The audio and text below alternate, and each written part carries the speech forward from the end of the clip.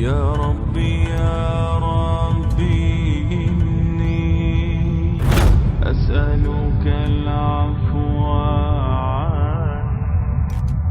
ولم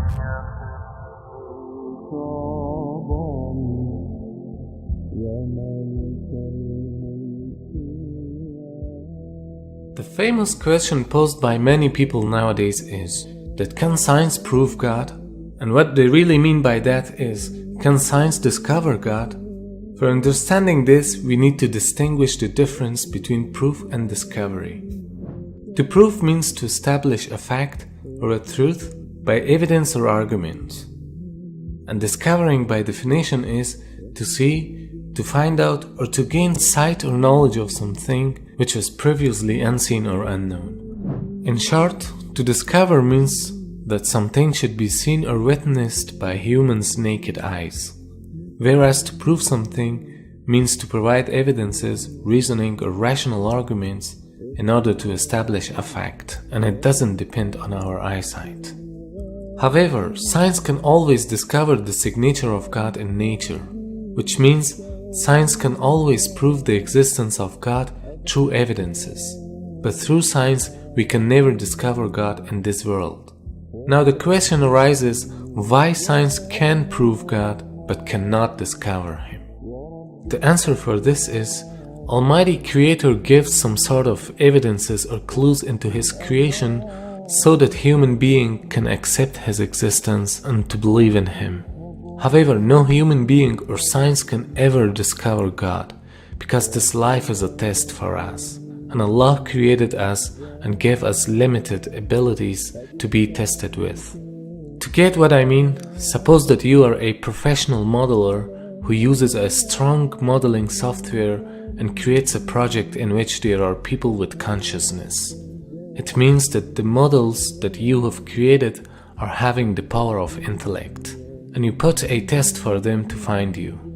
Now if you think logically, they have only two options to find you or to prove your existence in order to accept you as their creator. The first option for them is to discover you or to see you. But of course you don't want that, because it is a test, and if you show yourself to them, then the test becomes meaningless. And logically they can discover you, because you are out of this created project. So if they can't discover you, it doesn't mean that you don't exist.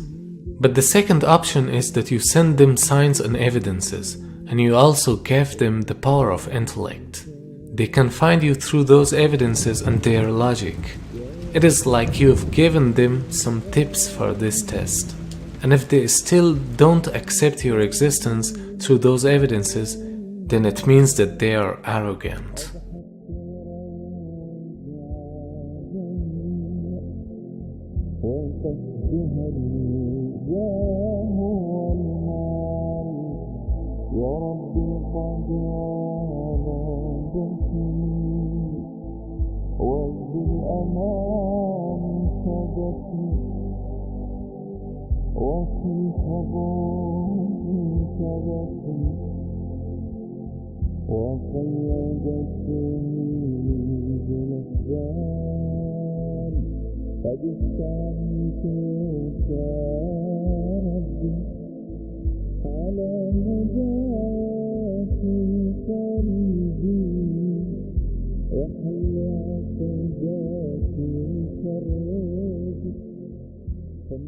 Now think of yourself, you, your project, the world in which you live, and the entire universe are all created by a superior being. Don't you think that you are made in a mega computer? Actually, not a computer, but in a mega creation box? So when we are inside this creation box, we can just touch, taste, see, smell or hear anything which is physically inside this creation box. So these 5 senses help us to discover things which have connection with physics. But there are other things like love, like feelings, like intellect, meaning your mind. These things cannot be described physically. I mean, you cannot see, touch, smell or taste your feelings. Or you cannot discover love or your mind through these senses. Does it mean that you don't have mind or there is no love because you cannot see, touch or smell them? Of course they exist, but you cannot discover them physically. You can prove their existence through signs and evidences and using your logic. For instance, the sign for a sad feeling is crying. Or when you analyze the outcome of something, it is an evidence for your mind or your intellect. So don't think that God is inside this creation box and you can discover Him like any other thing. Because anything which is discoverable is not God at the first place. He's beyond this universe and even beyond your imagination. You cannot discover Him by the laws of physics, because physics discovers anything which is bounded by the laws of physics. And Allah is not bounded by the laws of nature. So anything which is limited by these laws is not God. That's why you cannot discover Him, but His existence is proven through evidences and logic. Everything that we must verify has to be touch and feel. Yeah. But let me tell you something. If God could be touched and felt and seen, would that be God? Would that be It God? wouldn't really be a test of belief, would it? Because you would know. It's not even just a belief, because God actually says there's good reasons to believe in Him. For example, look, do you believe you had a great grandma? No. You believe I you mean, had yeah, but I mean, it's obviously, I know that because obviously Why? I'm here now. exactly. Yeah, but that's exactly the point. Have you ever seen your great grandma? You don't have access to a DNA. I know a grave? scientifically, I would have to have one to be here. How? Well, I don't know. See, that's the point. Using the terminology here, scientifically, you have no clue. You have no clue. Scientifically, you're damn. Science say we can only verify the physical world on things that we can touch and feel. This is a non-verifiable thing. Yeah. The only way you know you got a great grandma is because you're here. You've made a logical, rational decision, not based on the physical world, based on necessity. The complexity of this universe and the laws of nature are all evidences for existence of a wise creator who has designed them in such a precise manner. So if you don't see Him, it doesn't mean that He doesn't exist. The universe actually may have a purpose, and some physicists are now suggesting it does have a purpose. And this has come out of some findings about the some of the fundamental numbers in atomic physics. These are numbers like the mass, the weight of an electron, the weight of a quark, the strength of gravity, the strength of the electromagnetic field. About 20 numbers that describe those and other parameters, features of our world, but nobody knows why it is that those numbers have the particular values that they do. Now, you could easily say, yeah, who really cares? You change the mass of the electron by a little bit more, a little bit less. Does it really matter? And the answer is it does. See, it turns out that if you imagine that we had 20 dials right here, and we could fiddle with those 20 numbers at will, even a small change to the values of the known values of those numbers would cause the world as we know it to disappear. For example, if we go back to, say, 1 second after the Big Bang, at that point, the expansion rate and the mass density have to have been adjusted to each other just right, so that the universe is just at this critical point.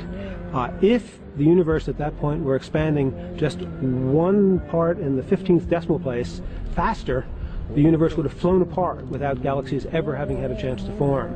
On the other hand, if the expansion rate were just a little slower than what we think by one change of 1 in the 15th decimal place, then the universe would in fact have expanded to a maximum size and collapsed. We would never have even reached the time in the universe at which we're living. A natural question that many people ask when confronted with this is, who designed it so that they all fit together so perfectly to give rise to our world? Is it merely an accident? Is there some force of nature that's out there that requires the universe to be as it is?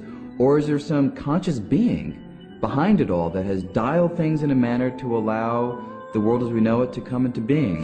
What we can do is look for evidence that suggests that we're not here out of total random events. And to me, the arrangement, the special balancing of the fundamental constants, the fundamental forces of nature, tells me that there is a being there that has put this package together, which has constructed this universe, someone outside the universe that was thinking about us and put it together for our benefit. Allah subhanahu wa ta'ala is great and majestic. He preserves himself in a majestic way that befits him. He doesn't want to reveal himself to the world except by his power and knowledge. And Allah created us in a way that we are not capable to see him in this world. But this will be the greatest reward of the people in Jannah to see their Creator. We must consider that we are being tested in this world by believing in God without seeing him. They will not change me. They will not break me. Oh, I will be stronger. 'Cause I'm a believer. 'Cause I'm a believer. I'm a believer. I'm a believer. 'Cause I'm a believer.